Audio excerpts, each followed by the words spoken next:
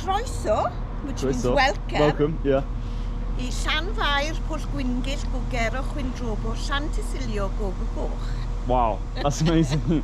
Thank you very much. So welcome to Llanfair Ffigwrgl here in North Wales. Now this spot here is a bit of a notorious spot, and there's one reason for that.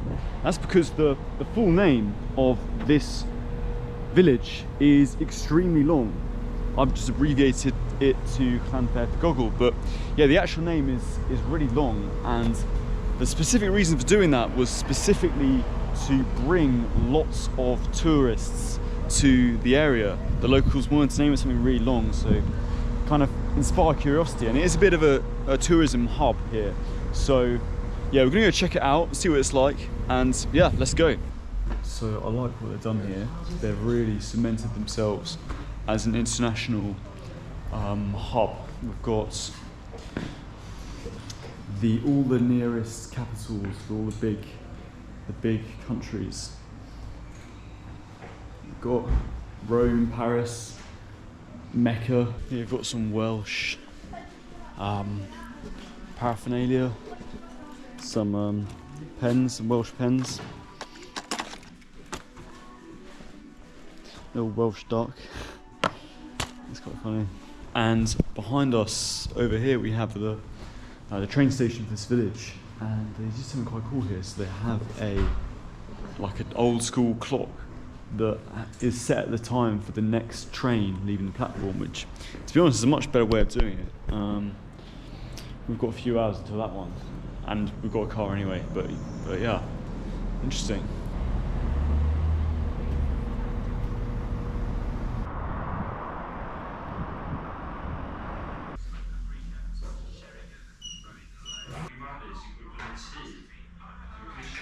Okay, I drove past a really nice castle from Shell Island to here. I don't know that might have been somewhere Carnarvon Castle. Yeah. It's a big castle. That's where the Prince of Wales' investiture was in 1969. Oh really? Yeah. Okay. Yeah, no, it's really impressive. Really like well preserved. Prince of Wales anyway, he's the king now. Yeah. Well, it's quite strange being here because it really feels like we're being taken back in time. Let me just show you around a few things that I've seen that are quite interesting. So here we've got what looks like the War Memorial, and it's got a clock on the top of it showing the time. And again, you come here and you see that it's all just in Welsh. There's no English here.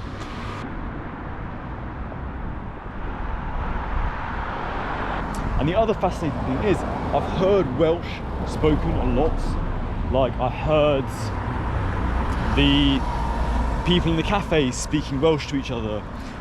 You know, people wandering around chatting, they're speaking Welsh. And this is really exciting because the impression I always get in England is, oh yeah, no one really speaks Welsh. It's not really, you know, it's all a bit ceremonial. But no, people really do speak it, and you know, it might just be a second language. They might not even speak it as well as English, but they do speak it. It's very legit. It is a spoken language, so it's been quite strange to me to think that, you know, in a sense, you know, if you live in the UK, it's quite multicultural. You're kind of used to hearing other languages spoken if you go to a big city like London or Manchester or anywhere, you know. But what's different about Welsh is it was here before anything else. It was here before English, and for it still to be here after so many years, still spoken in good faith, is absolutely remarkable.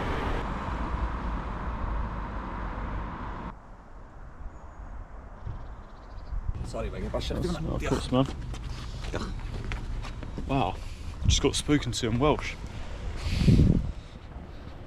That guy just said diolch, which means thank you.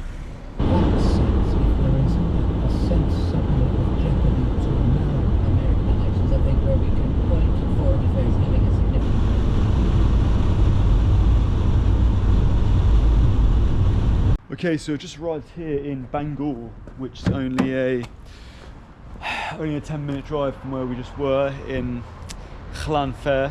and we're gonna have a look at Bangor. It's meant to have a lot of Welsh speakers, and it's quite interesting because Bangor is a much more urbanised place. Like as you can see around me, it is kind of a small city. It's got a university, stuff like that. But there are still lots of Welsh speakers. So we're going to see if that's actually true, see what it's like. Let's go. Now, you know, we're seeing a lot of Welsh there already, but what's even more interesting here is we've got some Chinese. By the looks of things, Bangor has quite a big Chinese population. Like there are a lot of Chinese shops and stuff like that. Don't know why, but that's quite interesting. I've got a sign in Chinese as well. Here we've got a big Chinese supermarket. Let's go have a look inside.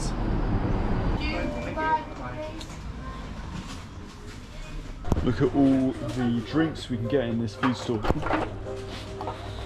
Oops. Got coconut juice here. It's pretty interesting. Don't see that in your everyday shop.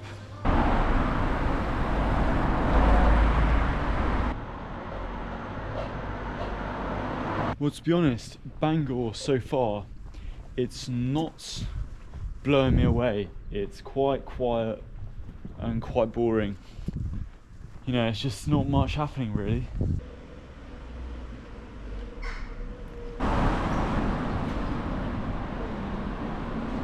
Alright, well I think let's get back on the roads and see what awaits us next.